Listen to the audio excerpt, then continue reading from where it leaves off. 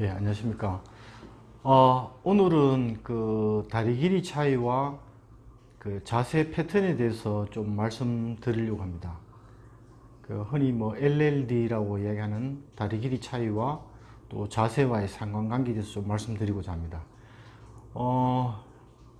일단 다리 길이 차이는 아시는 바와 같이 뭐 지구상에 사는 많은 그 사람들이 대부분 다리 길이 차이는 조금씩 갖고 있습니다.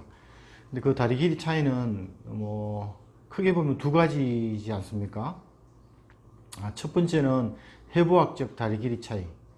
말하자면 왼쪽이 10cm, 뭐 오른쪽이 9cm, 뭐 어떠한 이유에서든 실제 뭐 다리 길이 차이가 있는 경우도 있고, 실제로 다리 길이 차이는 똑같습니다. 뭐 왼쪽, 오른쪽 똑같은데 뭐 어떤 이유에서든 다리 길이 차이가 유발되는 거. 그래서 뭐 앞서 말씀드렸던 것들을 뭐 structural LLD, 뭐 anatomical LLD 또는 후자에 말씀드렸던 것들을 functional LLD, 기능적 다리 길이 차이 뭐 이렇게 용어를 전달하기도 합니다. 그 기능적인 다리 길이 차이, 기능적인 다리 길이 차이는 다시 또 두 가지로 나누게 됩니다. 첫 번째는 뭐 얼굴 쪽, 머리 쪽에서 타고 내려가는 문제가 한 개 있을 수가 있고요.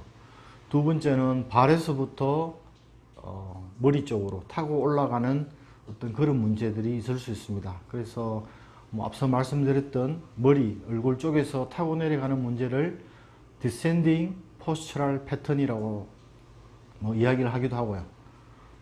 두 번째는 발에서부터 타고 올라가는 문제, 그거를 뭐 ascending postural pattern이라고 합니다. 그래서 이거에 대한 구분하는 방법, 뭐 자세 체형 교정 문제 또는 발의 문제로 환자가 내원했을 때 기본적인 어떤 postural 패턴에 대한 구분법에 대해서 오늘 조금 말씀드리고자 합니다. 사실 발의 관점에서, 발의 입장에서 자세를 보게 되면 사실은 ascending postural 패턴은 비교적 쉽게 구분됩니다. 그래서 뭐 왼쪽 다리 또 오른쪽 다리가 이렇게 구조적인 다리 길이 차이는 동일하다는 전제하에서 왼쪽도 10cm, 뭐 오른쪽도 10cm 다리 길이 차이가 동일하다는 전제하에서 다리 길이 차이가 유발되는 거, 그런 이제 ascending postural 패턴에서 보게 되면 결국은 앞선 다른 동영상물을 통해서 여러 번 말씀드렸지만 발의 좀 과도한 abnormal pronation 또는 over pronation 자체를 하게 되면 그 동측의 다리는 짧아지게 됩니다.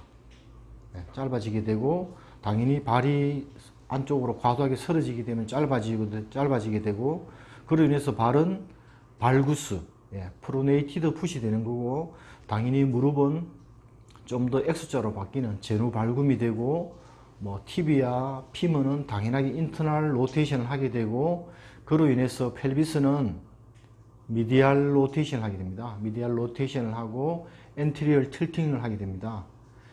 그렇게 해서 사실은 뭐 굉장히 정밀하고 약간 뭐 복잡한 부분이 있지만 그 골반 펠비스의 뒤쪽에 PSIS를 보게 되면 PSIS의 딤플이 제 오른손 엄지손가락을 좀 눈여겨보시면 이해되시겠지만 골반이 이렇게 쓸 때 오른발 자체가 이렇게 프로네이션 되고 또 제누 발굼되고 티비아와 피무가 인터널 로테이션 되게 되면 골반은 미디알 로테이션을 하게 됩니다. 안쪽으로 이렇게 돌아가고 앞쪽으로 골반이 약간 숙여지는 틸팅이 일어납니다. 그래서 이 PSIS 딤플 자체가 이렇게 올라가게 됩니다. 그래서 해부학적인 중요한 어떤 랜드마크가 그 PSIS이지 않습니까? 그거를 보고 그렇게 할 수도 있고, 아니면 전체적으로 육안으로 관찰해도 골반이 이렇게 앞쪽으로 밀려 들어가는 게 관찰됩니다.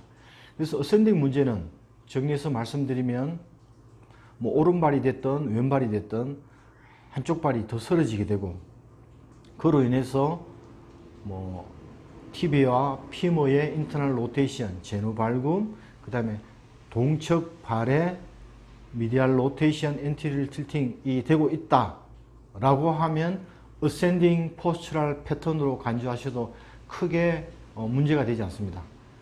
반대로 그럼 디센딩 뭐 말씀드렸던 어떤 얼굴, 머리에 문제가 타고 내려가는 것들은 뭐 거기에 대해서 동의하시는 분도 있고 또 동의하지 않으시는 분도 있던데 어쨌든 두개골, 크리니알의 디스토션, TMJ 문제, 부정교합의 문제 이런 것들의 문제로 인해서 위에 문제가 타고 내려가면서 골반을 틀어지게 만듭니다. 골반을 틀어지게 만들 뿐만 아니라 그로 인해서 다리 길이 차이를 유발하고 더 나아가서는 왼발과 오른발의 비대칭을 초래하게 됩니다.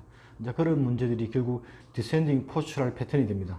디센딩 포스처럴 패턴은 짧은 쪽 다리가 대개는 더 수피네이트 됩니다. 반대편 발보다 더 수피네이트 되게 되고 당연히 발이 수피네이트 되니까 티비아와 피문은 익스터널 바깥쪽으로 로테이션을 하게 되고 그로 인해서 반대로 골반은 바깥쪽으로 돌아가게 됩니다.